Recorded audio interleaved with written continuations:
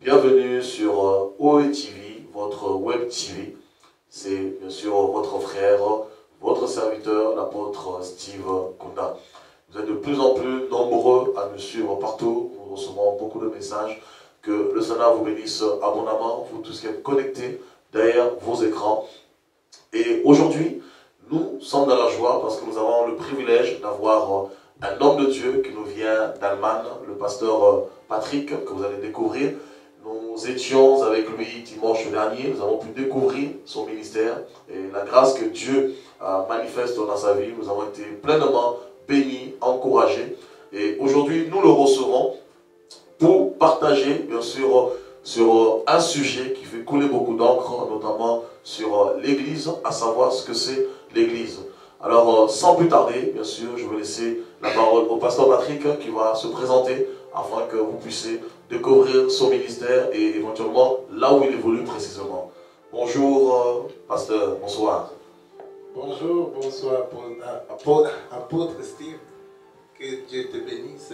Je suis très honoré d'être là ce soir. Amen. Sens-toi à l'aise, tu peux m'appeler apôtre, frère, il n'y a pas de problème. Oui. Alléluia. C'est que j'honore ton ministère. Que Dieu soit béni. Alléluia. Et je trouve que c'est peut-être une bonne introduction. C'est qu'il y a des enseignements qu'on a reçus qui nous fait même moi, avoir parfois peur de reconnaître ce que Dieu, ou bien l'appel que Dieu a mis dans quelqu'un. Parce qu'on nous a tellement appris que c'était des péchés ou quelque chose comme ça.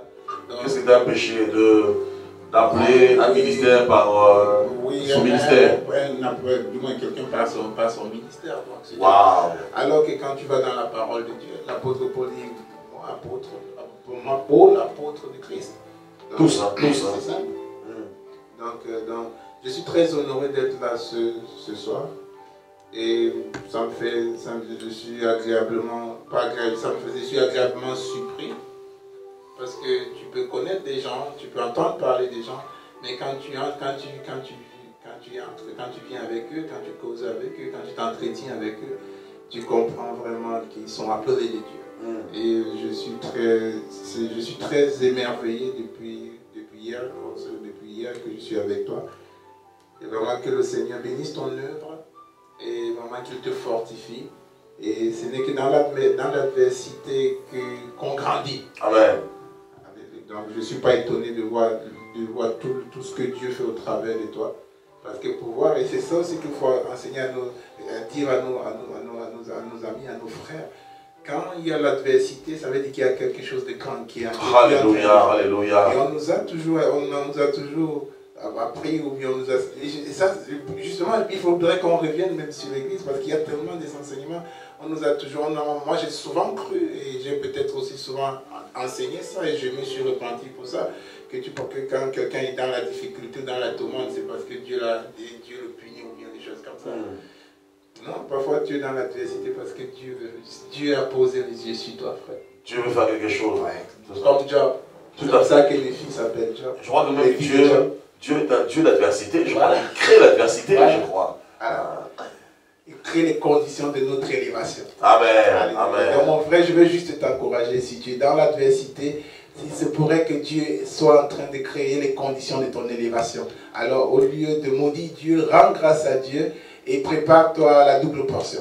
Alléluia. Alors vous avez entendu le pasteur Patrick vous dire, si vous traversez les combats, si vous traversez l'adversité, si vous traversez les épreuves, ça veut dire c'est l'autoroute de votre succès, c'est l'échelle de votre élévation. Parce que Dieu permet ces épreuves pour vous élever, parce qu'il n'y a pas de résurrection sans mort, il n'y a pas de victoire sans combat. Voilà, donc soyez encouragés par ces paroles. Et je crois que tu n'es pas venu tout seul, pasteur Patrick. Oui, donc j'ai toute mon équipe ministérielle avec moi. D'accord. Ma merveilleuse épouse. Amen. Tu sais que la parole dit, si tu as trouvé une femme, tu as trouvé une bonne chose.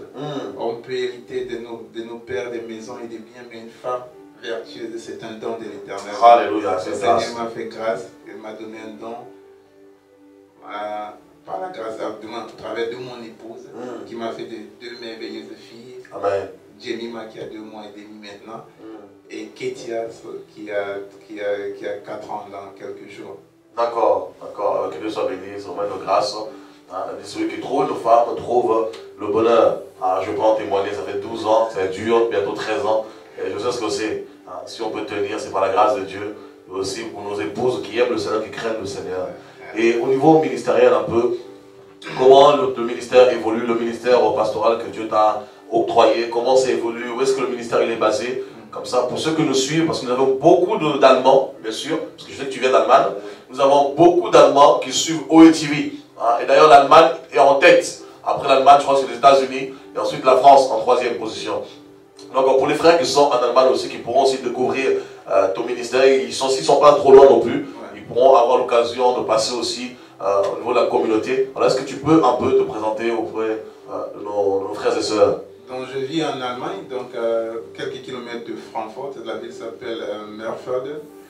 Et nous avons le ministère, il se trouve à Wiesbaden, donc c'est la capitale politique du Hessen, donc qui est toute la région de Francfort.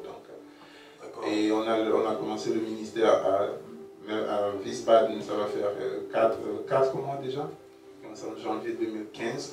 Sinon avant on était à Mörfelden dans la maison. Et par la grâce de Dieu, on est donc allé là-bas à Wiesbaden. D'accord. À Limmerstraße 12.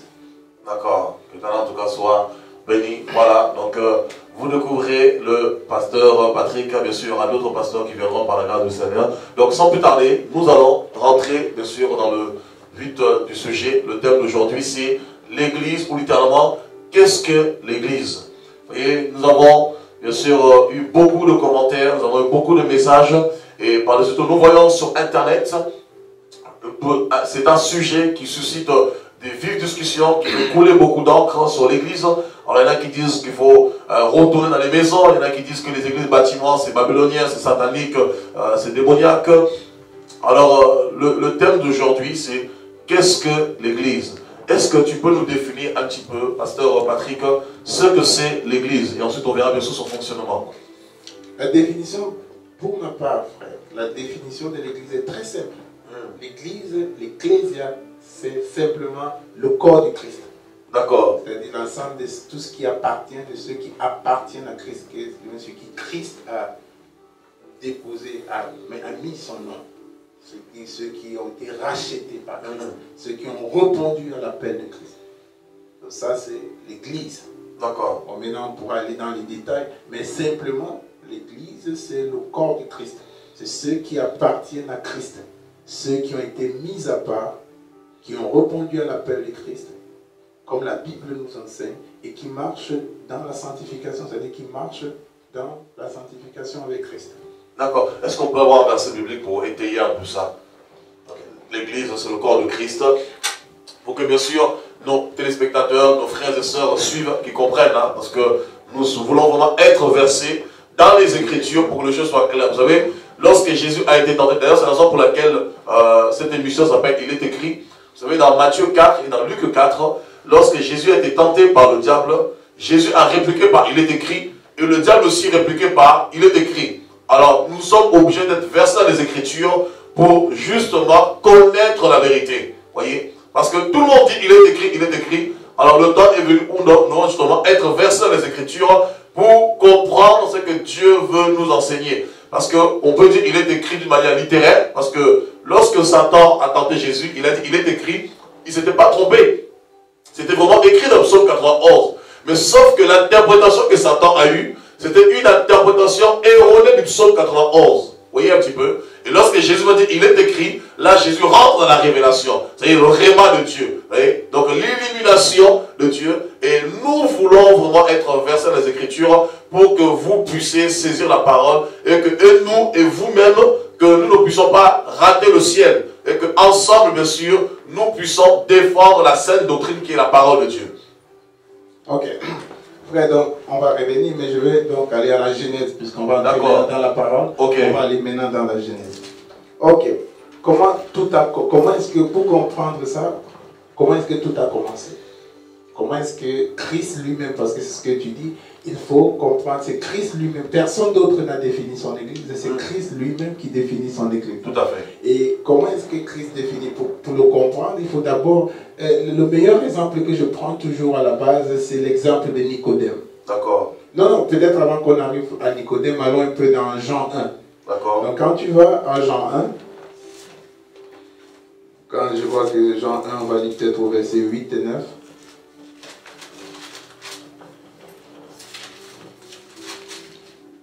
On dit au commencement, je vois que tout le monde connaît pratiquement ce verset. Tout à fait. Au commencement était la parole. Mais je vais lire rapide, je vais monter, on va aller peut-être à partir du verset, au verset 9. Il dit, parlant de Jésus-Christ, cette lumière était la véritable lumière qui, en venant dans le monde, éclaire tout homme. Elle était dans le monde, et le monde a été fait par elle, et le monde ne l'a point connue. Elle est venue chez les siens, les siens ne l'ont point reçue, mais à tous ceux qui ont reçu, à tous ceux qui l'ont reçue, à ceux qui croient en son nom, elle a donné le pouvoir de devenir enfants de Dieu, lesquels sont nés non du sang, ni de la volonté de la chair, mais de la volonté, ni de la volonté de l'homme, mais de Dieu. Donc, c'est là où nous comprenons ça, les prémices de l'Église. L'Église, donc la prémisse, c'est ça, c'est que ceux qui ont cru en son nom, ceux qui l'ont reçu, ceux qui ont cru en son nom, alors il leur a été donné le pouvoir de devenir enfants de Dieu. Tu vois, donc c'est tous ceux qui ne sont, et ceux-là ne sont nés ni du sang, ni de, il dit, vous n'êtes nés, tous ceux, non du sang, ni de la volonté de la chair, mais de la volonté de Dieu. Ça, c'est la première prémisse. On va le mettre maintenant.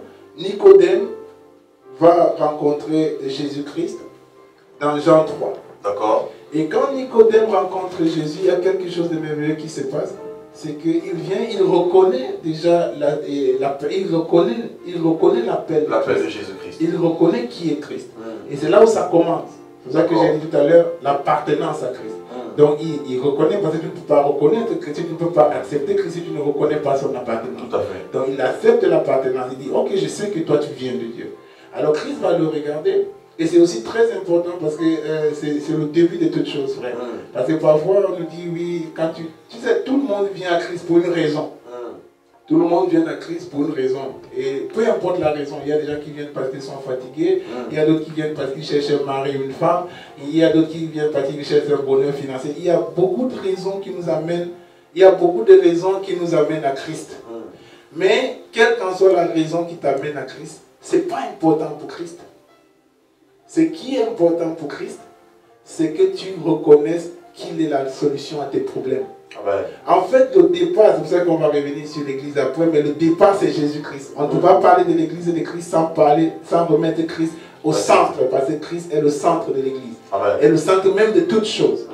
Alors quand Nicodème arrive, Jésus-Christ ne lui demande pas pourquoi est-ce que tu es venu, pourquoi est-ce que quand tu m'as vu dans la synagogue, parce qu'il faut bien reconnaître que Nicodème c'était un maître de la loi, donc il était dans les synagogues, il a vu Jésus-Christ dans les synagogues. Jésus-Christ ne lui demande pas pourquoi est-ce que tu es venu, mais il lui dit, pour que tu sois sauvé, il faut que tu naisses d'eau et d'esprit. Donc, si on dit l'église, si tu le prends aussi sur cet angle, c'est l'appartenance de tous ceux qui sont sauvés. C'est l'ensemble de tous ceux qui sont sauvés en Christ. Donc, de tous ceux qui sont nés d'eau et d'esprit. D'accord. Et Nicodème, lui, il n'a pas compris ce que ça voulait dire. Il dit, mais qu'est-ce que ça veut dire? Mais Christ va lui expliquer qu'est-ce que ça veut dire être né d'eau, qu'est-ce que ça veut dire être né d'esprit. Mais jusqu'à là, quand même on le lit, c'est un peu difficile aussi à comprendre. D'accord. Mais Jésus-Christ va spécifier sa pensée durant le temps. Donc quand Jésus-Christ maintenant va mourir, il va ressusciter, il va revenir encore vers les apôtres, il va leur donner une mission, je crois que c'est dans Marc 16 au verset 15. Je vois que le pasteur Patrick aime vraiment être versé dans les Écritures. Donc j'espère que vous nous suivez. Nous sommes dans Marc chapitre 16. Au verset 15. Nous comprenons que l'Église, c'est l'ensemble de toutes les personnes qui identifient bien sûr leur appartenance au Seigneur Jésus-Christ et de tous ceux qui sont nés d'eau et d'esprit. Donc si quelqu'un n'est ni d'eau ni d'esprit, il ne peut faire partie de l'Église, littéralement du corps de Christ. Ok. Voilà Jésus-Christ qui est mort, qui est ressuscité, et ce sont les dernières instructions qu'il est en train de donner à ses apôtres. D'accord. Et qu'est-ce qu'il va dire? Il va dire au verset 15. Puis il leur dit, allez par tout le monde et prêchez la bonne nouvelle à toute la création. Celui qui croira et qui sera baptisé sera sauvé. Mais celui qui ne croira pas sera condamné.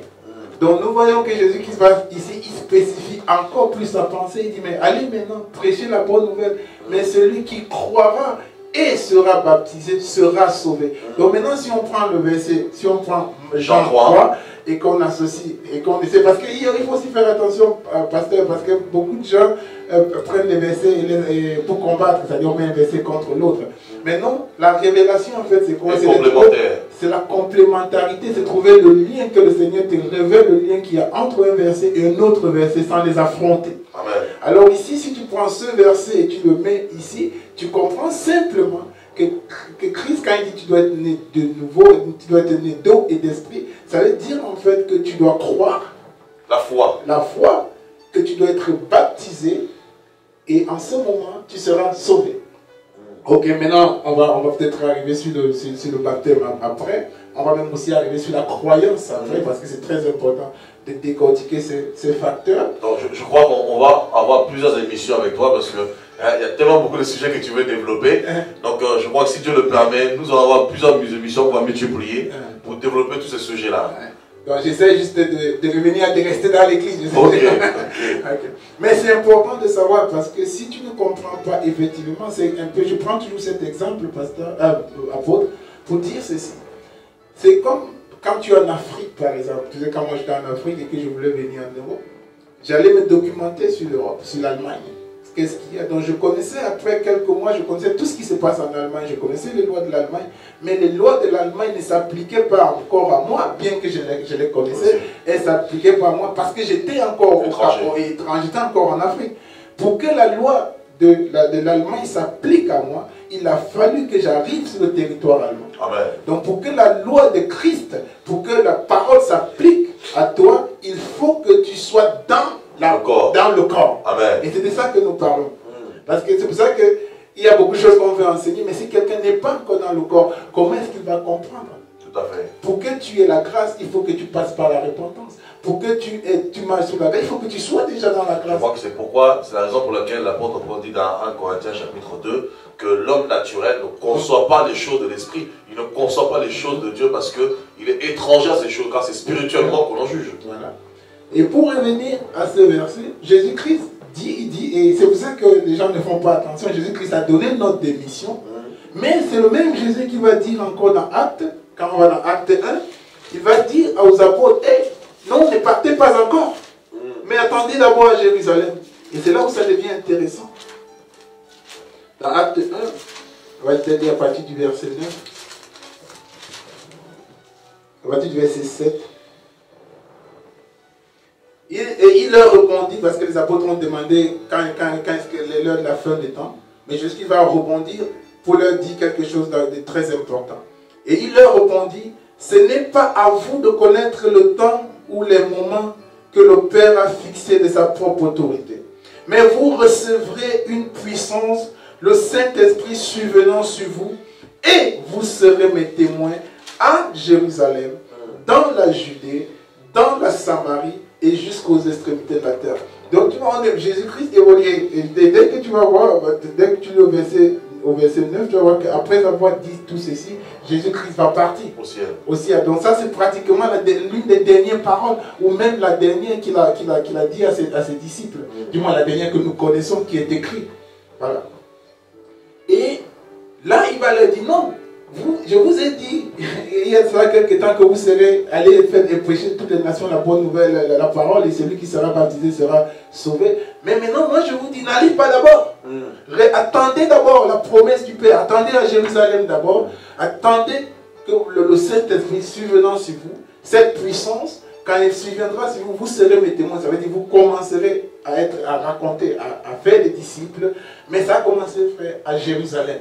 Parce que Jésus-Christ aussi, c'est un Dieu d'ordre. D'ordre, tout à fait. Voilà, ça a commencé à Jérusalem. Il a dit, ça continue en Samarie. C'est allé en Judée jusqu'aux extrémités de la terre. Donc, beaucoup, quand on veut parler de la nouvelle naissance ou bien de l'appartenance au corps du Christ, on va trop loin. Mais je pense que si tu veux comprendre si tu appartiens au corps du Christ, tu n'as pas besoin d'aller très loin. Reste d'abord dans Actes des Apôtres.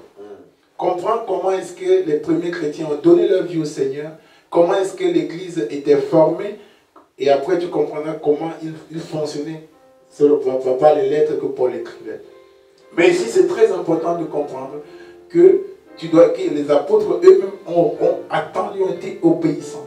Et justement, si on continue dans l'histoire, je vais être un peu rapide, frère, c'est que dans Acte 2, après 40 jours d'attente, les apôtres ont effectivement reçu le Saint-Esprit.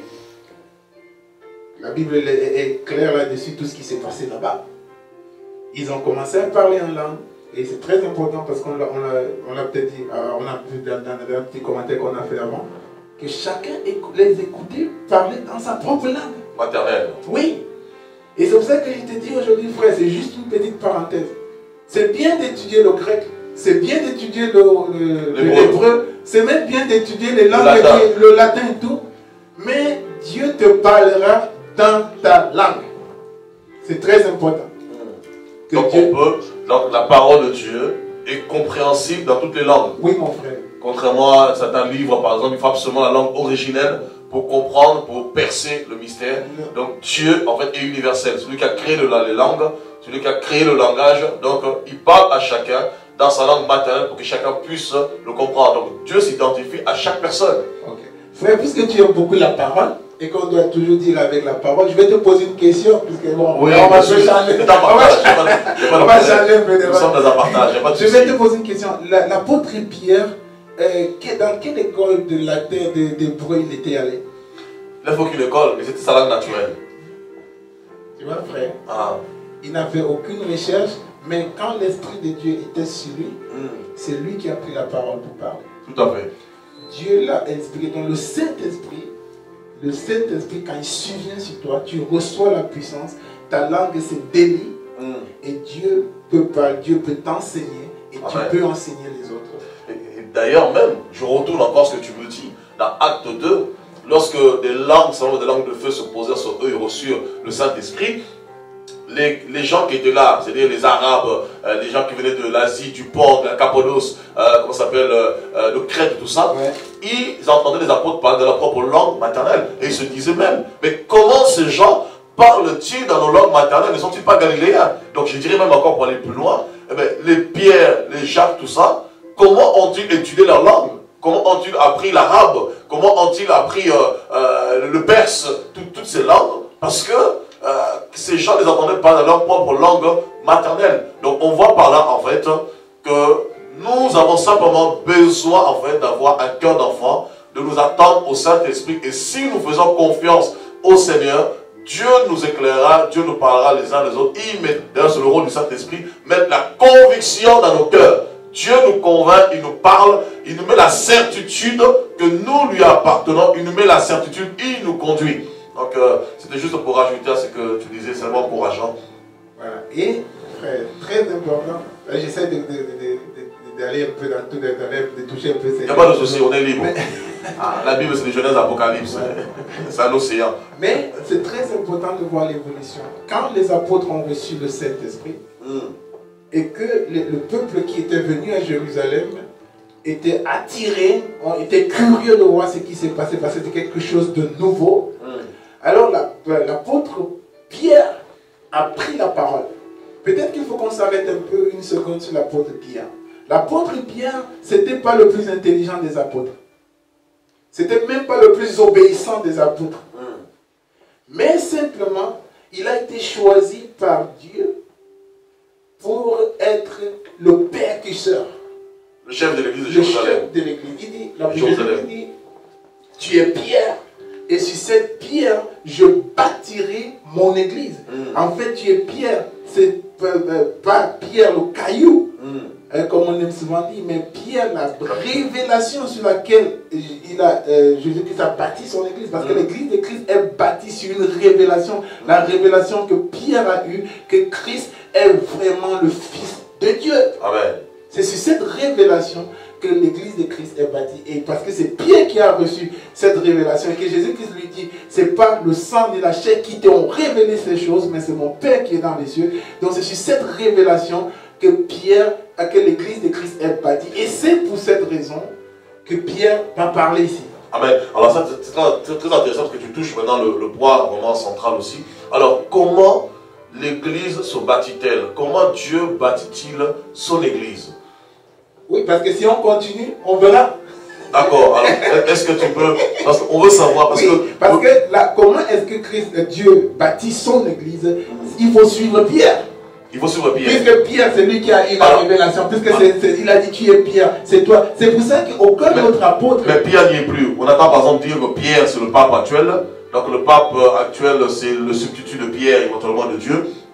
Donc c'est le vicaire de Dieu, donc c'est l'image de Pierre. Alors où est Pierre au jour d'aujourd'hui? Il faut suivre Pierre, mais où est Pierre? Non, j'ai dit frère, parce qu'on revient, on va arriver à l'église de Plutie, il faut comprendre le cheminement de Pierre. D'accord. Mais aujourd'hui, bon, je fais quand même une différence, et je trouve qu'il faut qu'on fasse cette différence. Parce que quand on parle de l'église, on ne parle pas d'une religion. D'accord. Donc moi je ne parle pas du catholicisme, je parle de l'église de Christ. Et c'est dommage parce que certaines personnes, certaines organisations se sont accaparées la paternité de l'église. Alors ce qui est faux, avant le catholicisme, avant la création du catholicisme, l'église de Christ existait déjà. Et l'église de Christ est née des années après la mort de Pierre. Donc Pierre était juste un percusseur. Pierre était un mortel. Il était juste un instrument que Christ devait utiliser pour mettre le fondement de son église, et cette église devait aller jusqu'au temple. C'est pourquoi je posais la question justement pour nous pousser justement à faire cette nuance, pour bien comprendre, et j'apprécie ce que tu dis. Donc l'église de Christ n'est pas représentée par une personne sur terre qui peut s'attribuer la paternité de l'église. La paternité appartient au Père seul, notre Père céleste, le Père de notre Seigneur Jésus-Christ.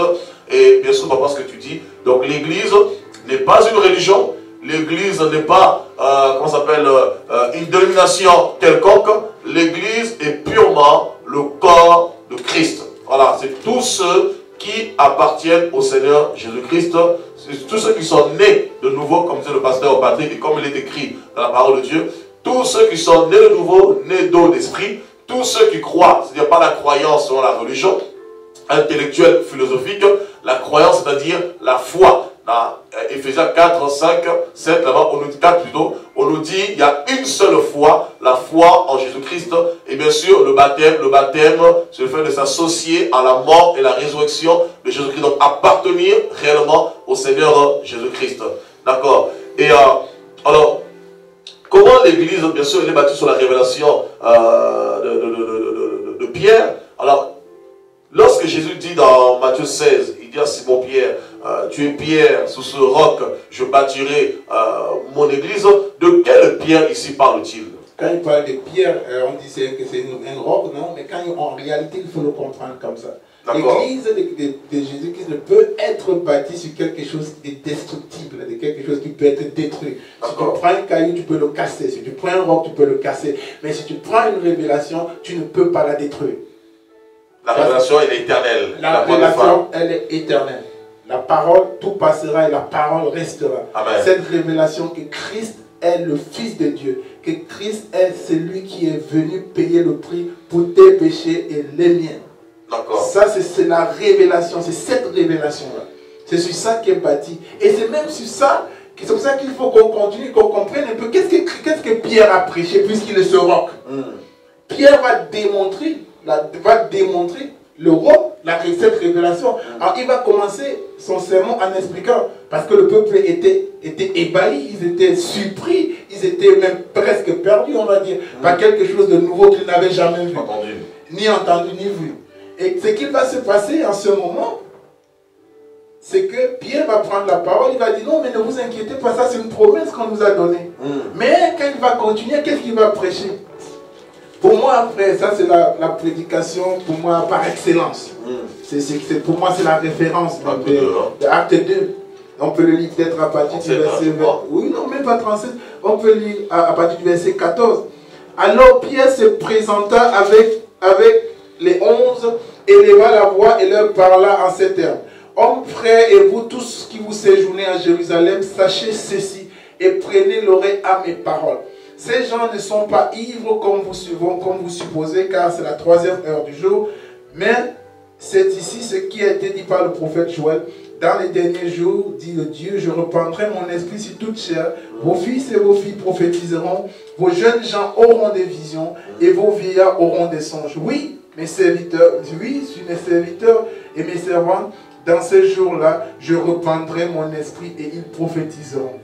Je ferai paraître des prodiges du haut des cieux et des miracles sur la terre, du sang et du feu, une vapeur de fumée du ciel, et le ciel se changera en ténèbres et la lune en sang avant l'arrivée du jour du Seigneur, de ce jour grand et glorieux. Alors quiconque invoquera le nom du Seigneur sera sauvé. Donc là, il est en train d'expliquer ce qu'ils ont vu. Il est en train d'expliquer pourquoi est-ce que le Saint-Esprit arrive. Ça a été promis. Ça a été promis. C'est l'accomplissement de la promesse. Voilà. Et maintenant, il va nous expliquer le roc. La révélation. Il va dire, hommes israélites, écoutez ces paroles. Jésus de Nazareth. Voilà la révélation, frère. Voilà cette révélation. Voilà ce roc sur lequel est bâtie notre église. Est bâtie l'église, c'est Christ. Jésus-Christ de Nazareth, cet homme à qui Dieu a rendu témoignage devant vous par des miracles, des prodiges et les signes qu'il a opérés par lui au milieu de vous. Comme vous le savez vous-même, cet homme livré selon les desseins arrêtés et selon la préséance de Dieu, vous l'avez crucifié, vous l'avez fait mourir par la main des impies. Dieu l'a ressuscité en le délivrant des liens de la mort parce qu'il n'était pas possible qu'il fût retenu par elle. Car David dit de lui, je voyais constamment le Seigneur devant moi parce qu'il est à ma droite afin que je ne sois point ébranlé. Ainsi, mon cœur est dans la joie, ma langue est dans l'allégresse, et même ma chair reposera avec espérance. Car tu n'abandonneras pas mon âme dans le séjour des morts, et tu ne permettrais pas que ton sein voie la corruption. Tu m'as fait connaître les sentiers de la vie, tu me rempliras de joie par ta présence. Homme frère, qu'il me soit permis de vous dire librement au sujet du patriarche David, qu'il est mort et qu'il a été enseveli, et que son sépulcre existe encore aujourd'hui parmi nous. Comme il était prophète et qu'il savait que Dieu lui avait promis un serment de faire asseoir un de ses descendants sur son trône. Verset 31. C'est de la résurrection du Christ qu'il a prévu et annoncé en disant qu'il ne sera point abandonné dans le séjour des morts et que sa chair ne verrait point la corruption. Et c'est ce Jésus que Dieu a ressuscité. Nous en sommes tous témoins. Élevé par la droite de Dieu, il a reçu du Père le Saint-Esprit qui vous a été promis et il l'a répandu comme vous le voyez et l'entendez. Car David n'est point monté au ciel, mais il dit de lui-même, le Seigneur a dit à mon Seigneur, assois-toi à ma droite jusqu'à ce que je fasse de tes ennemis ton marchepied. Ça maintenant c'est la conclusion. Verset 36, la conclusion. Merveilleux sermon. Que toute la maison d'Israël sache donc avec certitude que Dieu a fait Seigneur et Christ, c'est Jésus que vous avez crucifié. Voilà la révélation, voilà le roc sur lequel l'Église est bâtie. Jésus-Christ de Nazareth, mort crucifié, Seigneur et Sauveur. Donc lorsque Jésus parle dans Matthieu 16, lorsque Jésus dit à Simon-Pierre dans Matthieu 16, 18, que tu es Pierre, hein, Pétros en grec, et sur ce roc, Pétra, je bâtirai mon église. Donc Jésus voulait notifier qu'il est le fondement de l'église, la base de l'église, et c'est une métaphore, bien sûr, parce que lorsque nous bâtissons une maison, il faut des pierres pour bâtir cette maison. Donc il est le fondement de la maison, et une maison ne peut pas être soutenue sans les fondations. Il est même la pierre angulaire. Il est la pierre angulaire. La pierre principale. La pierre principale, la fondation de la maison, et pierre est symbolisée par plusieurs pierres ou une pierre qui se rajoute à d'autres pierres pour élever la maison, constituer la maison qu'on appelle l'église. Je crois que c'est ça. Voilà, frère. Wow, donc, on a amené ça au point. Waouh. Est-ce que tu peux nous dire encore d'autres? Vraiment, ça devient très intéressant. Ça devient très intéressant. Donc, c'est ça en fait la révélation. Il faut comprendre parce que beaucoup de gens sont perdus parce que c'est pour ça qu'on dit que la lettre tue. Parce que Jésus-Christ, quand il parlait de lui, il ne disait pas succinctement moi. Mais il parlait, et les gens, il parlait, mais les apôtres ne comprenaient pas. Et c'est pour ça que Jésus-Christ va dire, et même quand il expliquait certaines paraboles aux apôtres, quand ça venait à su sa personne, les apôtres ne comprenaient pas. Et qu'est-ce que Jésus-Christ va dire? Quand le Saint-Esprit viendra, l'Esprit de vérité, il vous enseignera ces choses. Donc cette fondation, ce roc-là, le Saint-Esprit vient de le révéler à Pierre. Il a confirmé ici à l'effusion du Saint-Esprit. Il explique à Pierre c'est quoi le roc. Parce que Jésus-Christ aurait pu dire, mais c'est moi, c'est qui je suis. Non, il dit, mais et ça, c'est là où Pierre, c'est là où le Saint-Esprit a éclairé Pierre sur ce que Jésus-Christ disait. Amen, amen. Il n'y a pas de contradiction, frère. Il y a une complémentarité. Une complémentarité. Donc nous voyons que l'Église est bâtie sur Jésus-Christ. Donc nous voyons que l'Église ici, ce n'est pas des pierres, l'élément naturel, mais l'Église est symbolisée par des pierres qui sont les personnes que nous sommes, et tous ensemble réunis, nous formons ce qu'on appelle la maison de Dieu, l'Église de Dieu, et les fondations qui soutiennent la maison, qui soutiennent la bâtisse, ben ces fondations sont symbolisées par Jésus. Donc, ce qui veut dire littéralement, si Jésus n'est pas le centre de la maison de l'Église, si Jésus n'est pas la base, si Jésus n'est pas le fondement, tout va s'écrouler. Et je crois que c'est pour ça, Salomon dira dans Ecclésiaste, plutôt le psaume 127, il nous dira au verset 1, si l'Éternel le bâtit, c'est lui qui bâtit. Enfin, c'est pour dire en fait simplement, si l'Éternel n'est pas la fondation, si l'Éternel n'est pas le roc, si l'Éternel n'est pas le rocher, même si vous bâtissez, vous allez bâtir en vain parce que un jour, ce bâtiment va finir par s'écrouler. Toute entreprise de l'homme est appelée à l'échec. Mais ce que Dieu entreprend, il dit clairement que mon serviteur ne verra pas la corruption. Parce que lorsque Dieu est la base, parce que le mot corruption, c'est ce qui donne en grec vanité. Hein, on nous dit que la création a été livrée à la vanité dans Romains chapitre 8. Donc le mot corruption, c'est la vanité, c'est la perdition, c'est la dépravation. Donc nous voyons que si Dieu n'est pas le fondement, si Dieu n'est pas la base, tout sera vanité de vanité. C'est pour ça que nous ne parlons. C'est pour ça, frère, que quand on parle de l'Église, on ne parle pas de religion. Amen. Et c'est pour ça, frère, et je vais toucher un point, peut-être que sans en faire toute polémique que ce soit. C'est pour cette raison que tu ne peux pas et que personne ne peut avoir la prétention de dire, de même dire qu'il peut reformer l'Église de Christ. Parce que l'Église de Christ est fondée, est basée sur un fondement irréformable. Donc la seule personne, on ne peut pas le réformer parce que Jésus n'est pas déformé. Jésus est parfait. Donc on ne peut pas réformer Jésus, ce n'est pas possible. Puisque l'Église tire sa substance de son fondement, de sa fondation. Écoutez, qu'est-ce qui fait la force d'une maison? Alléluia.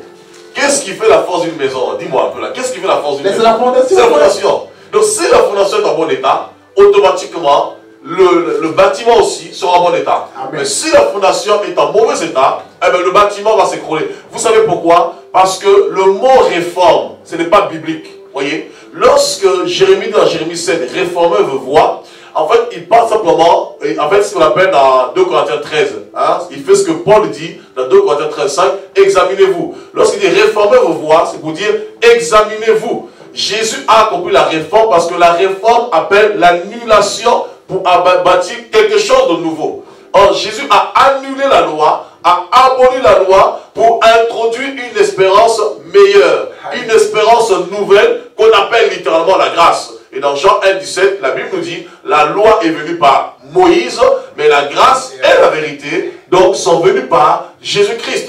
Donc nous ne pouvons plus réformer, mais nous sommes déjà dans la réforme que Jésus a opérée. Oh my God, oh, quelle illumination, my God. En fait, je vais juste être taquiner un peu.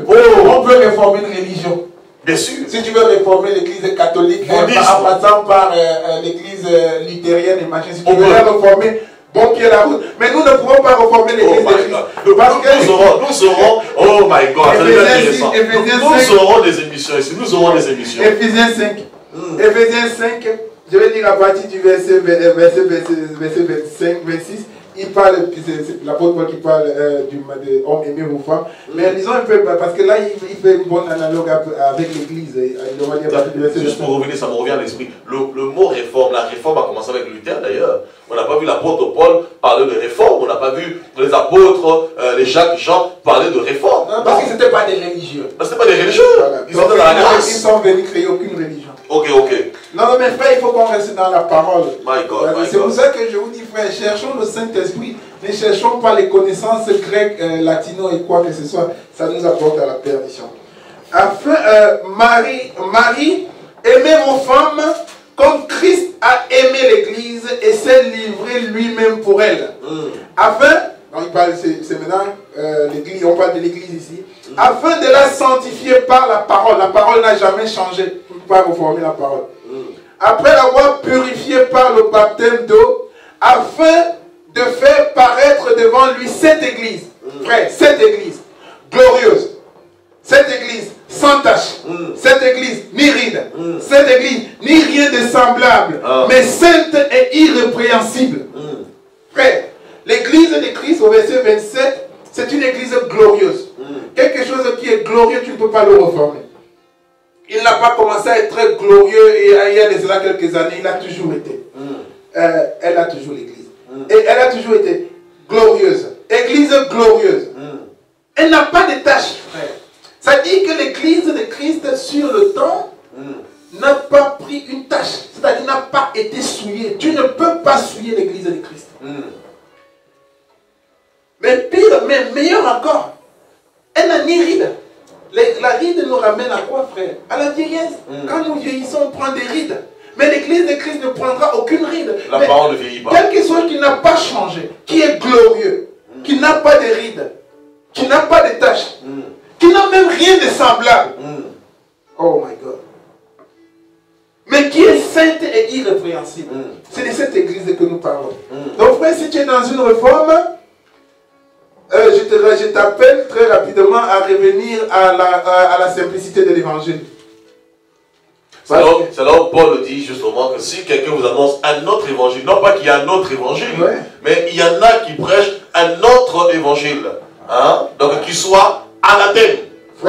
Donc il n'y a qu'un seul évangile, c'est l'évangile de Christ. Alors juste une question dans ce cas-là.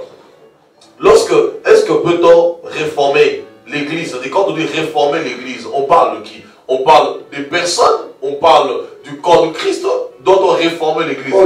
C'est une bonne transition parce qu'on était en train de suivre une histoire. Continuons là, on revient dans Acte 2. On a lu jusqu'au verset 36 et la conclusion. Que toute la maison d'Israël sache que Dieu, avec certitude, que Dieu a fait Seigneur et Christ, Jésus-Christ que vous avez crucifié. Donc ça c'est le fondement de l'Église, on a déjà beaucoup en parlé.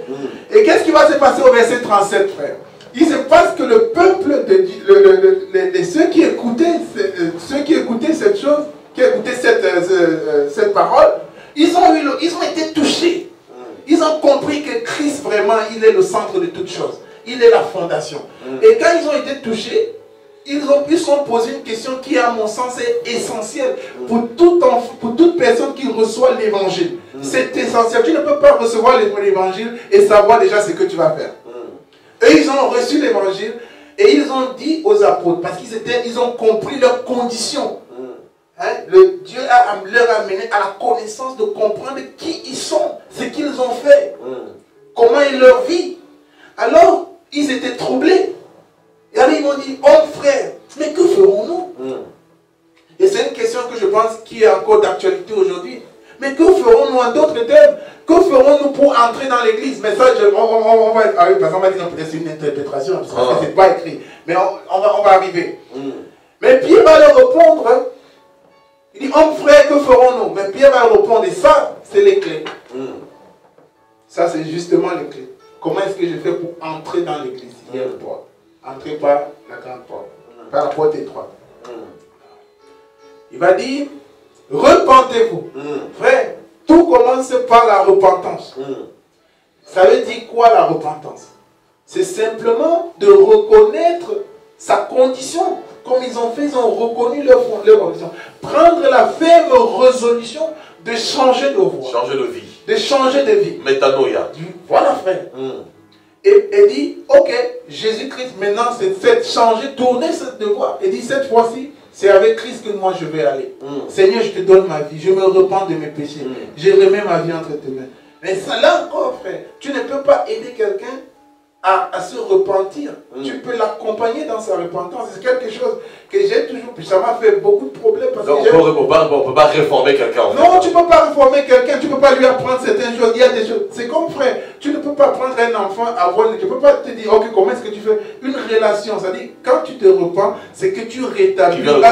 Voilà, tu rétablis ta relation. Tu rétablis un dialogue, une relation avec ton Père. Donc on ne peut pas réformer l'église, c'est-à-dire ni le bâtiment, ni les personnes. On va revenir sur le bâtiment, mais frère, quand on parle de l'église ici, personne n'a parlé du bâtiment. Personne n'a parlé du lieu. C'est pour ça aussi qu'on va revenir. On va revenir sur ça.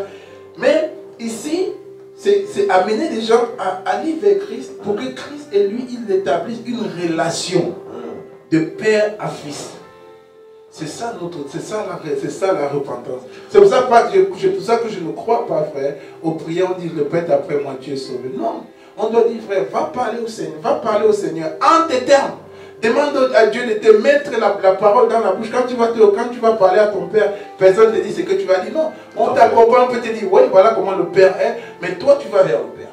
Tu fais ta repentance. Après avoir fait ta repentance, qu'est-ce que l'apôtre Pierre dit? L'apôtre Pierre dit, et que chacun de vous se fasse baptiser au nom du Seigneur Jésus-Christ pour le pardon de vos péchés, et vous recevrez quoi? Le Saint-Esprit. Donc tu vois maintenant que la boucle maintenant se ferme.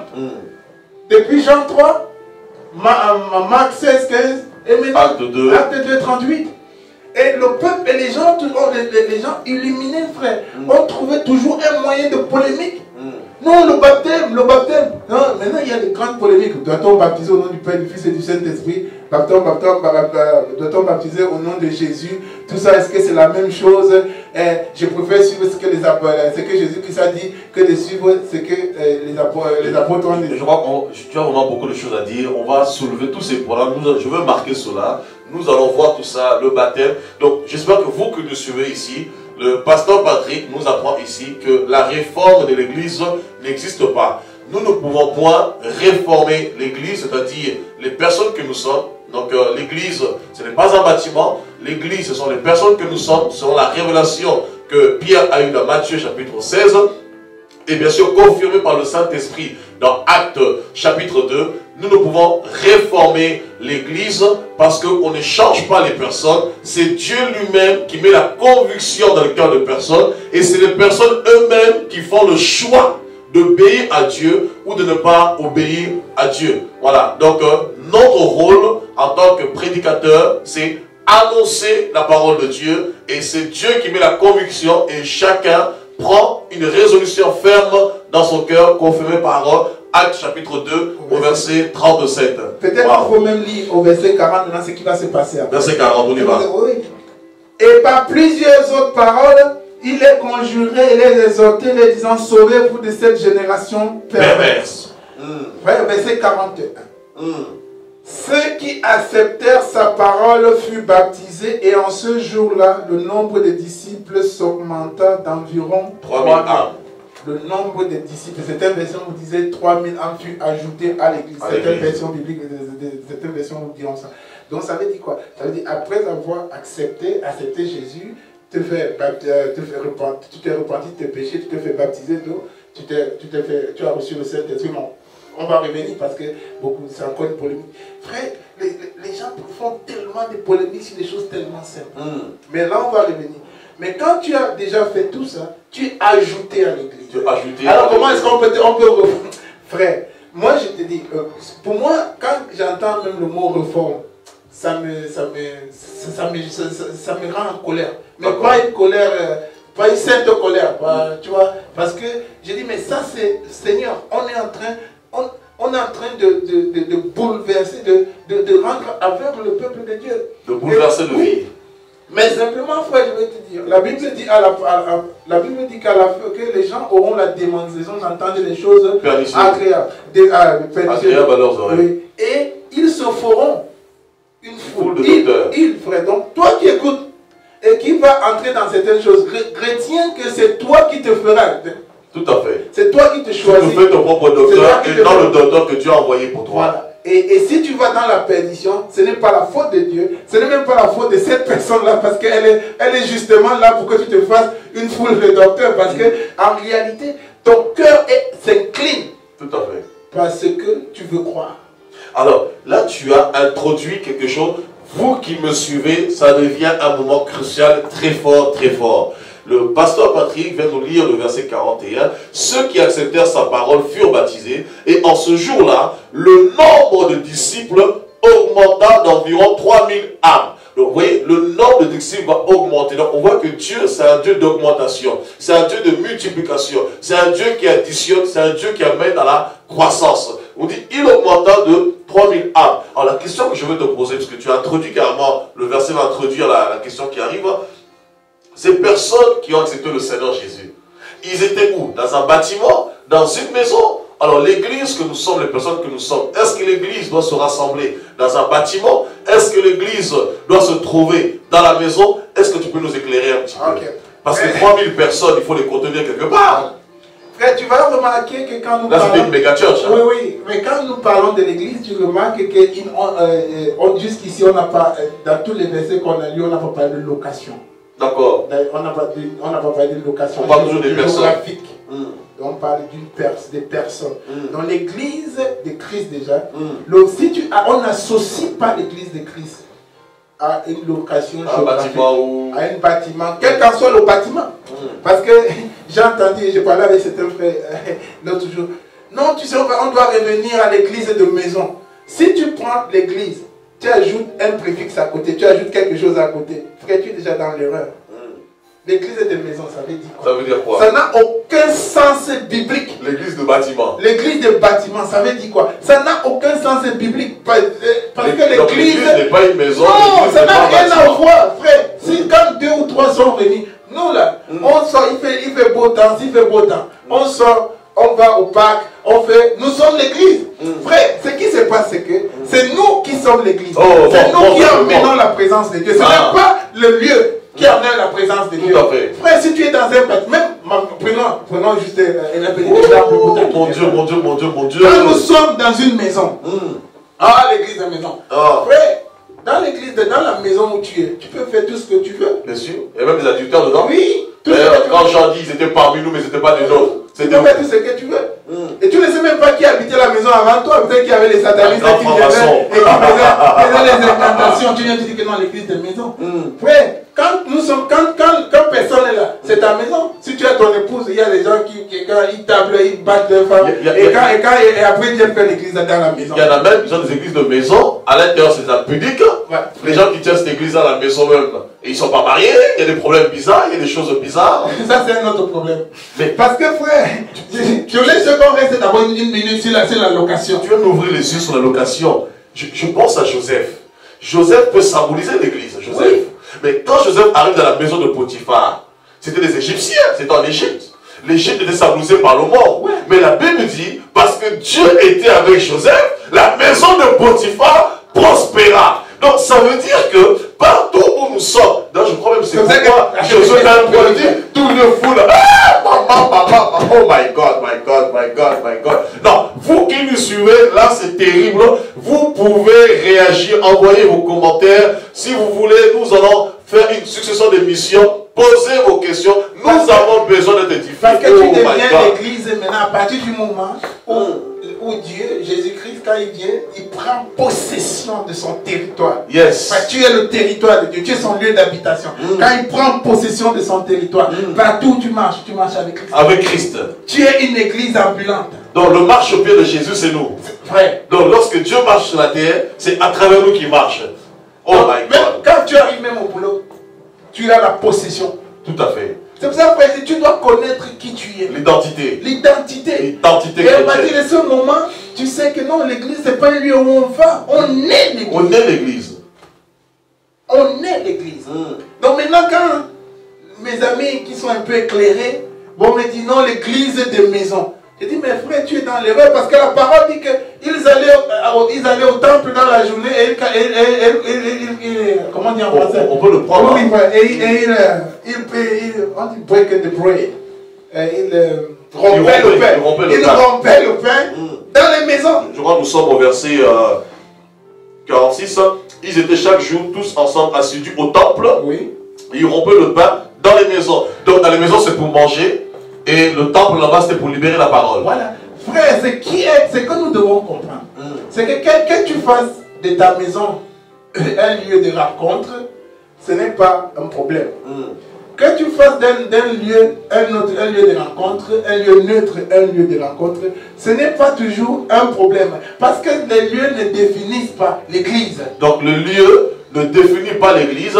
L'église peut se retrouver dans une maison, dans un bâtiment, dans un champ, dans un parc, dans une forêt. Le lieu ne définit pas l'église, mais ce qui définit l'église, c'est la présence de Jésus dans les personnes, dans les cœurs des personnes, dans les vies des personnes qui font de justement l'église. Et c'est là où l'église tire son essence, c'est là où l'église tire sa puissance. Ça, c'est vraiment très fort. C'est pour ça que il y a cet enseignement d'église de maison. Déjà, on va faire quelques secondes dessus.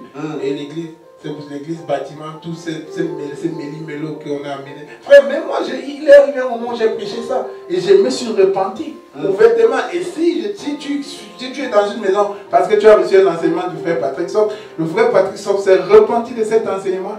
Et je dis aujourd'hui, et ouvertement, frère, que l'église n'a rien à voir avec une location. Amen. Et c'est parce qu'il y a ce genre d'enseignement que les gens tombent les gens vivent une vie de pécheresse. C'est pour ça que quelqu'un va vivre une vie de débauche dehors. Et il va venir, il va courir dans le bâtiment ou il va courir dans l'église de maison. Il va dire non, je suis dans la volonté de Dieu. Frère, si tu es celui qui est dans la volonté de Dieu, c'est celui qui marche dans la sanctification. Acte 2, 42. On dit, il persévérait dans l'enseignement des apôtres, dans la communion fraternelle, dans la fraction du pain, dans les prières. Et c'est en ce moment, frère, qu'il se passait beaucoup de miracles et de prodiges parmi eux. Amen. C'est la persévérance, l'assiduité dans la parole, dans la crainte de Dieu. C'est la communion fraternelle. Donc, vous ne devez pas rompre la communion fraternelle. Et dans toutes ces choses, c'est là où Dieu se glorifie. Et d'ailleurs, quand j'y pense, l'apôtre Paul dit dans 1 Timothée chapitre 2 au verset 8, il dit, je veux que les hommes prient en tout lieu. Hein? Oh my God, est-ce que si tu me permets bien sûr, oui, c'est une interview, c'est un partage, c'est, oh non, non, c'est fort la parole de Dieu, oh Jésus. Dans 1 Timothée 2, verset 8, l'apôtre Paul dit, je veux donc que les hommes, il ne dit pas femmes ou peu importe, les hommes en général, prient en tout lieu, en élevant des mains pures la sanctification. Vous voyez? C'est-à-dire, l'objet de ta prière doit être suivi de la sanctification, car sans la sanctification, personne ne verra le Seigneur. Alléluia. Que les hommes prient en tout lieu, en élevant des mains pures, sans colère, ni mauvaise pensée. Donc toi qui pries dans les maisons, si même tu as une mauvaise pensée, ta prière n'est pas agréable. Que ce soit celui qui est dans les maisons, celui qui est en tout lieu, celui qui est dans le bâtiment, si tu es imbu de mauvaises pensées, si tu es plein de colère alors que tu n'aimes pas ton frère, ta soeur, c'est-à-dire tout ce que tu fais, c'est zéro. Parce qu'il faut prier en tout lieu avec, bien sûr, en élevant des mains pures. C'est-à-dire un cœur pur envers le Seigneur. Waouh, c'est vraiment pour ça que, frère, un chrétien aigri, c'est un danger pour lui-même et pour les autres. Tout à fait, c'est une bombe à retardement. Oui, parce qu'il y a beaucoup de chrétiens aigris. Oui, parce que frère, un chrétien qui n'arrive pas à supporter l'élévation de l'autre, qui va trouver toute critique à ce que l'autre fait. Tu vois, c'est dangereux. Et c'est pour ça que nous devons... Regarde frère, on dit il persévère, il faut qu'on revienne sur ce point. D'accord. Et on dit, il persévérait dans l'enseignement. L'enseignement est important. Beaucoup de gens disent aujourd'hui que non, on va seulement aller dans l'enseignement. J'aime la parole, frère. L'enseignement, c'est capital. Mais ce n'est pas tout. Bien sûr. La communion fraternelle est aussi. Et je vais venir sur un point qu'on a utilisé, frère. On a utilisé sortez du milieu de. Frère, oui, nous devons sortir du milieu de ceux qui n'aiment pas, qui ne pratiquent pas les voies du Seigneur. Mais on sort du milieu pour aller où? Et quand tu ne reconnais, parce qu'il y a des gens, frère, non, il faut qu'on se dise les vérités, frère. Non, parce que on doit avoir l'humilité de reconnaître qu'on fait des erreurs. Bien sûr. Frère, on doit remettre nos enseignements en question. Que chacun doit, même si tu enseignes depuis 15 ans et que tu as guéri tout un stade de la léprosité, tu dois aussi remettre tes enseignements en question. Si l'apôtre Paul l'a fait, qui es-tu ou qui suis-je pour ne pas remettre mon enseignement en question? L'apôtre Paul dit non, je suis allé à Jérusalem pour confronter mon évangile. Parce qu'il y a des gens c'est seulement eux qui sont les grands apôtres, les grands prophètes, mais ils ne reconnaissent aucun. Frère, comment est-ce que tu peux être apôtre, tu ne reconnais pas le ministère de quelqu'un? L'apôtre Paul a reconnu le ministère de Pierre. Et Pierre a reconnu le ministère de Paul. Donc c'est pour ça que je t'ai dit, frère, je dois reconnaître ton ministère, tu dois reconnaître mon ministère. Si tu penses que c'est toi seul qui a le seul ministère qui existe sur la terre, mais frère, tu as ouvert un boulevard vers ta perdition et tous ceux qui te suivent. C'est pour ça qu'il y a des gens qui se contentent dans le mensonge. Tu vois quelqu'un qui... Mais frère, j'ai vu des gens qui mentent en live, en direct, un mensonge en direct. Et après, quand tu les confrontes, on les confronte, mais ils n'ont même plus conscience. Frère, quand la conscience du péché ne fonctionne plus dans ta vie, ça veut dire simplement que ton cœur s'est endurci. Et que dit Jésus? Il dit, j'ai endurci le cœur. Parce qu'ils n'ont pas écouté, j'ai endurci davantage pour que le jour qu'ils se convertissent, moi-même je les enseigne. Donc maintenant, il y a des gens qui sont tellement allés avec le Seigneur qu'ils ont besoin de conversion. Et puis il y a aussi un paramètre. Souvent, nous disons les églises de maison, mais souvent les personnes même qui invitent les gens des églises de maison, eux-mêmes font des programmes dans des bâtiments, ils font des programmes dans des stades. Est-ce que le stade c'est une maison? Est-ce que les gymnases sont des maisons? Est-ce que les bâtiments sont des maisons? Il y a même des pasteurs qui ont acheté qui achètent des locaux et qui continuent à acheter des locaux. Nous en connaissons plein, par exemple sur Paris, je parle de Paris parce que nous sommes sur Paris. Nous parlons même dans les nations. Frère, c'est ça, c'est comme moi j'appelle la dubiosité de l'évangile. C'est-à-dire, je dis quelque chose et je suis piégé parce que j'ai dit. Mais parce que je n'ai pas l'humilité de revenir remettre en question ce que j'ai dit, alors je me perds dans les creux. D'accord. Et pourquoi? Parce qu'il faut chercher la faute sur l'autre. Mais peut-être la faute c'est chez moi. Frère, parce que beaucoup de choses que nous avons enseignées, je revenons un peu 2 minutes. C'est ce qu'a dit un philosophe, l'enfer c'est les autres. C'est sortez du milieu d'eux. Quand je dis aux gens, j'ai assisté à ce mouvement il y a de cela quelques années, c'était un mouvement, mais tu entendais n'importe qui, il y avait oh, sortez du milieu d'eux. Mais tous ces gens qui sont sortis du milieu d'eux, il y a de cela 2 ans, faisons le bilan 2 ans plus tard. Je les ai vus plein en Allemagne. Qu'est-ce qu'ils sont? Ils sont devenus, soit ils sont rentrés dans des systèmes encore plus durs et plus médiocres que ce qu'ils étaient avant, ou alors ils sont perdus dans le monde.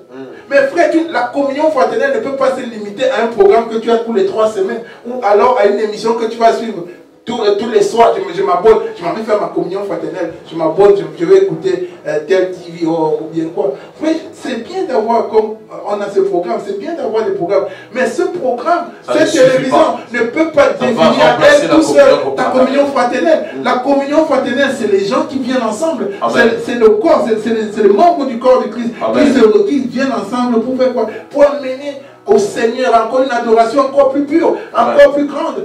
Et c'est ça qui nous manque. Et je suis vraiment en colère contre ça. Pourquoi je suis en colère contre ça? Parce que moi-même, je l'ai préconisé un temps. Parce que c'est un mouvement de rébellion. Et frère, parce qu'aujourd'hui, on est dans les entreprises, on est dehors, on accepte la discipline. Mais quand on vient dans la maison de Dieu, il ne faut plus avoir de discipline. C'est parce que, malheureusement, quand c'est les choses de Dieu, on prend avec légèreté parce que beaucoup ne connaissent pas le Seigneur.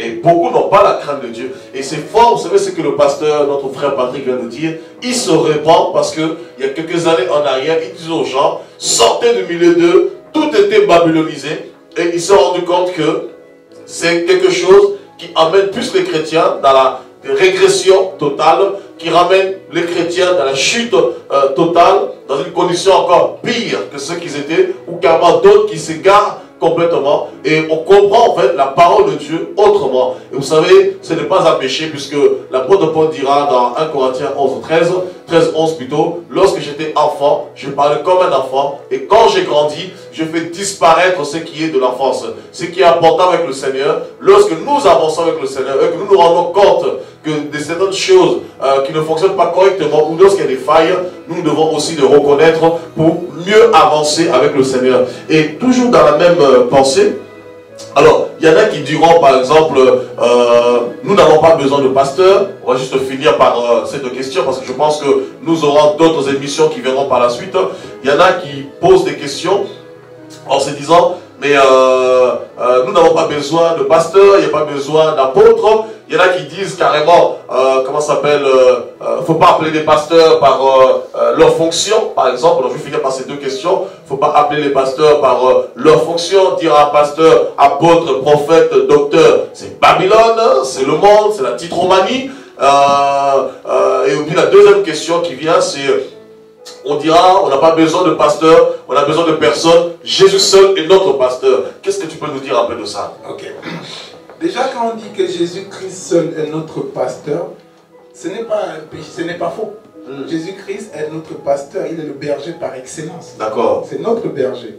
Mais simplement, frère, nous devons comprendre que Dieu, pour agir, a toujours eu besoin d'un homme.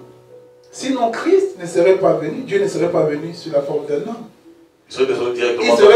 Il serait descendu en tant que Dieu. Quand nous avons lu, quand Jésus-Christ a dit dans Acte 1, il dit, vous serez mes témoins. Mais si Jésus-Christ est toujours là, si le Saint-Esprit est toujours omnipotent, pourquoi on a besoin de témoins?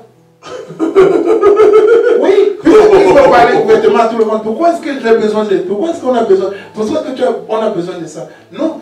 Un témoin, c'est une personne qui représente. Qui représente. Mais frère, c'est justement une voie, c'est justement une conséquence de cet évangile de réformation. Parce qu'on veut casser tout ce qui... Et c'est ça le danger. Tu ne peux pas casser les principes qui ont été établis par Dieu. Et ça, c'est le danger des gens qui connaissent plus que la vérité, qui connaissent au-delà de la parole. Et d'ailleurs, Proverbe nous dit carrément que tu ne déplaceras pas la bonne ancienne établie par tes pères. Hein? Et dans Ephésiens 2, nous dit carrément que nous sommes, verset 20, nous sommes édifiés sur le fondement des apôtres et des prophètes, et que Jésus-Christ étant la pierre angulaire. Et dans Corinthiens 3, Paul lui-même il dit que personne ne peut poser un autre fondement, pas que celui que lui l'a posé, mais que celui qui a déjà été posé, à savoir Jésus-Christ. Ok frère, juste pour continuer dans cette lancée, j'aimerais que je parle à mes frères pour qu'on se pose les vraies questions. Bien sûr, nous sommes là. Ok. Alors, ouvrez attentivement vos les apôtres, les apôtres qui ont vu Jésus, qui ont vraiment vu Jésus-Christ, on connaît leur vie, quand tu les actes, tu comprends leur vie. Ok. Il y a certains qui sont morts subitement, violemment, mais il y a d'autres qui ont même pris le temps de préparer leur mort, qui savaient que ça, et la plupart savaient qu'ils devaient mourir. Tous. Ils ont préparé, ils ont laissé, comme on va dire, ils ont légué un testament. Comme ils ont Jean, écrit, comme Jean, Pierre, Paul. Voilà. Alors, donc ils ont pris le temps de comprendre. L'apôtre Paul dit même, je vais bientôt partir. Il était en prison. Il était préparé. L'autre était dans les pieds. Jean était à Patmos. Il a pris le temps de voir la révélation, des années de prison. Donc il a eu le temps d'écrire. Alors, Paul a-t-il dit avant de partir? On a vu comme il a parlé, il a écrit, on va dire dans Timothée. Allons le lire. A-t-il dit, pasteur, apôtre, enseignant, évangéliste n'existe plus? A-t-il dit ça?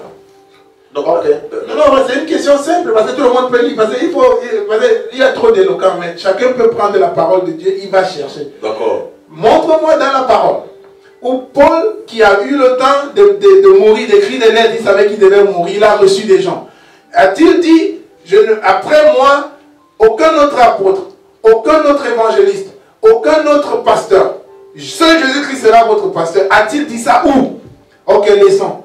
Jean a vécu très longtemps, beaucoup, après Paul. Et il a passé la plus grande partie de son temps en captivité. Il a eu le temps de méditer, de reméditer, de voir les visions, de voir la fin des gens. Où a-t-il dit, le Seigneur me donne une autre révélation, que tout ça sera aboli à partir de ce jour? Pierre, quand il écrit 1 Pierre, 2 Pierre, où est-ce qu'il dit? Quand il écrit, les autres, les frères, il dit où? N'écoutez plus les pasteurs, n'écoutez plus les non, frère. Et où est-ce qu'il dit n'appelez plus les gens apôtres?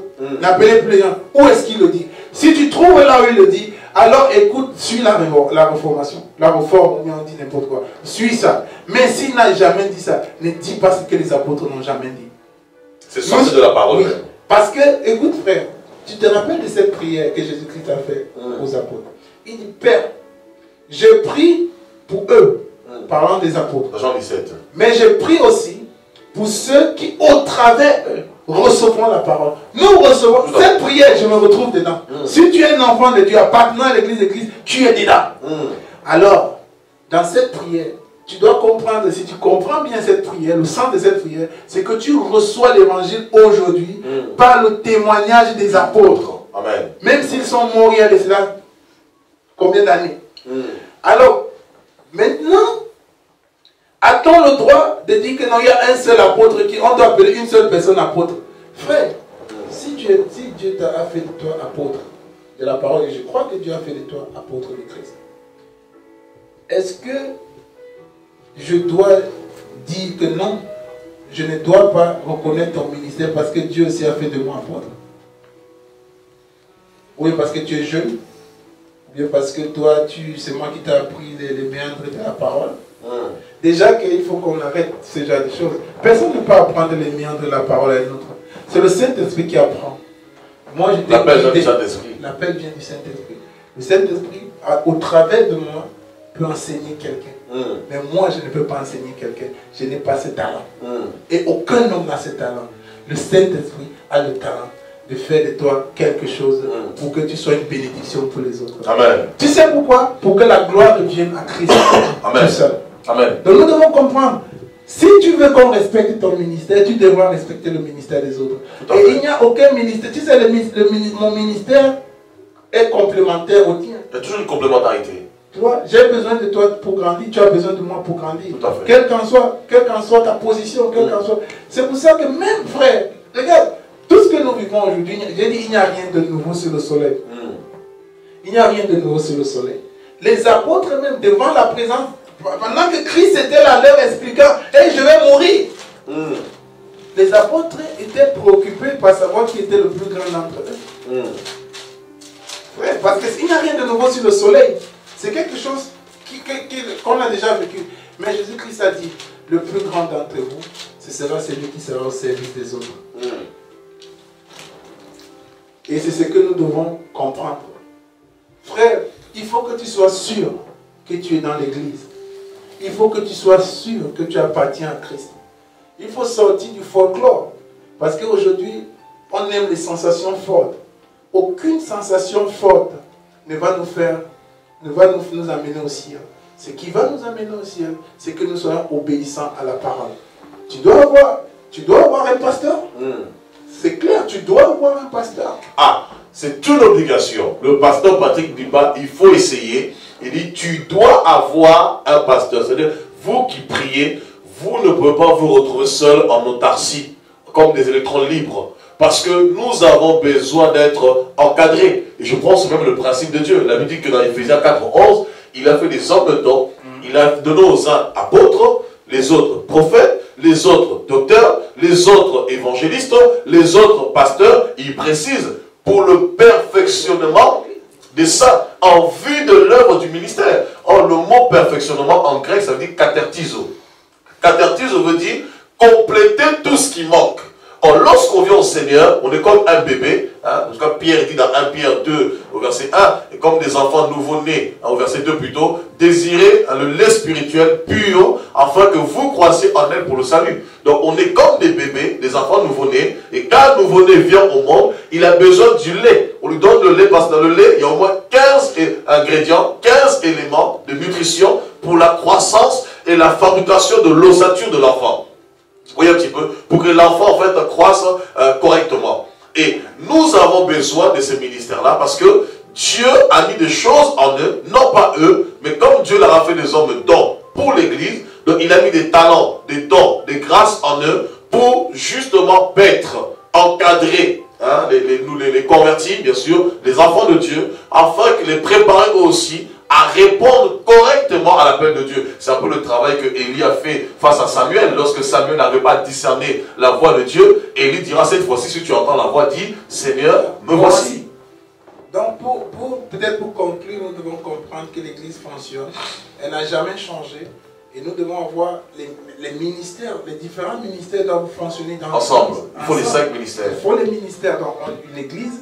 L'Église a besoin des pasteurs, l'Église a besoin des apôtres, l'Église a besoin des évangélistes, des enseignants, des docteurs. L'Église a besoin des prophètes, l'Église a besoin de tout ça pour grandir. Et même, plus encore, l'Église a besoin de voir la manifestation des dons. Amen. L'Église a besoin, nous avons besoin de dons. Amen. Nous avons besoin de voir. Et une Église qui reste dans Acte 2, 38, 42, une Église qui reste dans ce sillage, alors la manifestation des dons, elle est naturelle. Quand tu es dedans, tu ne cours pas après les dons, tu ne cours pas après les bénédictions. Frère, les bénédictions te poursuivent. C'est ce que la Bible nous dit. C'est ce que la Bible nous dit. Et la parole de Dieu est vraie. Amen, amen. En tout cas, que le Seigneur soit béni. Nous parvenons à la fin de notre émission, de ce partage qui est très édifiant, dont le thème était l'Église, ce que c'est l'Église, le fonctionnement de l'Église. Certes, c'est vrai, c'est un sujet qui fait couler beaucoup d'encre sur les réseaux sociaux et dans le milieu chrétien, bien sûr, tout confondu. Et je crois que c'est pas fini. Nous aurons encore l'occasion d'aborder le sujet, parce que la parole de Dieu est sans fin, bien sûr. Hein. Nous aurons encore l'occasion d'aborder le sujet encore à travers vos questions, vos remarques. Donc je pense que Dieu permettra, il y aura le pasteur Patrick qui reviendra ou d'autres qui reviendront, il y aura d'autres émissions qui seront faites. En tout cas, vous pouvez réagir à tout moment, comme vous le savez bien sûr, sur notre site ou à travers notre page Facebook. Envoyez vos messages, envoyez vos questions et vous savez aussi qu'à l'antenne, vous pouvez interréagir en direct bien sûr. Donc je pense que le Seigneur va nous faire du bien, le Seigneur agira et soyez encouragés, fortifiés. Vous qui êtes dans vos maisons, merci de suivre OE TV. Soyez connectés à OE TV, www.oetv.fr. Et vous allez sur OE TV, la télévision, votre télévision, au service de l'évangile. Parlez-en à vos amis, soyez connectés. Et je tiens encore à le dire, que le Seigneur vous bénisse abondamment. Vous tous qui suivez OE TV, merci pour vos sujets de prière, merci pour vos prières, merci pour vos dons. Et ensemble, nous ferons la différence. Nous porterons l'évangile, même dans les contrées les plus reculées. Que le Seigneur vous bénisse pour votre attention. Que le Seigneur vous bénisse pour avoir participé à cette émission. Soyez grandement fortifiés et ne vous laissez ébranler par qui que ce soit. Tenez ferme dans votre marche avec le Seigneur. La Bible nous dit, il est bon que le cœur soit affermi par la foi. Voilà, que le Seigneur vous bénisse. Accrochez-vous au Seigneur. Persévérer dans la parole de Dieu. Et ce que nous pouvons retenir de ce moment, l'Église, ce n'est pas un bâtiment. L'Église, ce n'est pas une maison. L'Église, c'est les personnes que nous sommes, ce que je suis, ce que le pasteur est, ce que nous tous qui nous reconnaissons de Christ, qui reconnaissons notre appartenance à Jésus-Christ, nous sommes l'Église.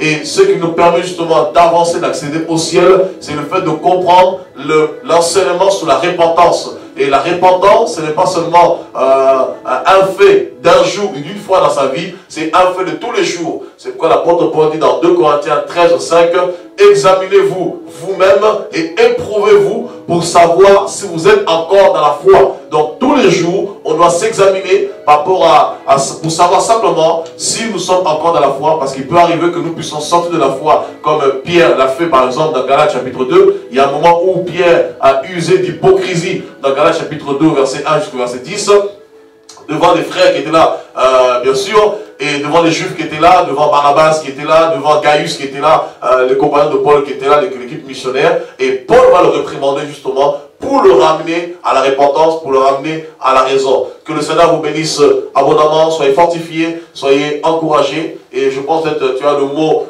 de la fin, et pasteur Patrick, pour les bien-aimés qui nous regardent. Apôtre Steve, je te remercie déjà, je te remercie de ton invitation. Et tout ce que je peux dire au peuple de Dieu. Frère, nous vivons des temps très difficiles. Nous vivons les temps de la fin. Et ce que je peux te dire, c'est que plus que jamais tu as besoin, et nous avons tous besoin d'avoir une relation avec Dieu. Amen. Et cette relation, elle va commencer par ce que nous avons dit, l'appartenance à l'Église de Christ. Donc ton appartenance, tu dois être ajouté à l'Église, mais au-delà de ça, tu dois avoir aussi une relation singulière avec Dieu. Amen. Et cette relation, tu l'as bâtie dans la prière, dans la méditation, mais aussi dans la discipline, dans la communion fraternelle, Amen. dans l'enseignement des apôtres, dans les prières, dans les fractions du pain, dans tout ça, va concourir à te garder dans l'Église, dans cette Église, parce que quand tu donnes ta vie au Seigneur, ce n'est que le départ d'une longue marche avec le Seigneur. Mais nous attendons tout ce jour glorieux où notre Père, notre Seigneur, notre Dieu viendra nous chercher. Et c'est à ça que nous travaillons chaque jour, à notre salut, avec peur et tremblement. Que le Seigneur vous bénisse. Soyez bénis. Merci, pasteur Patrick, pour ta présence. Merci. Que le Seigneur vous bénisse abondamment. Voilà, vous êtes sur OE TV. Restez connectés et on se retrouve pour notre prochaine émission. God bless you. À bientôt sur www.mcoe.fr. OE TV.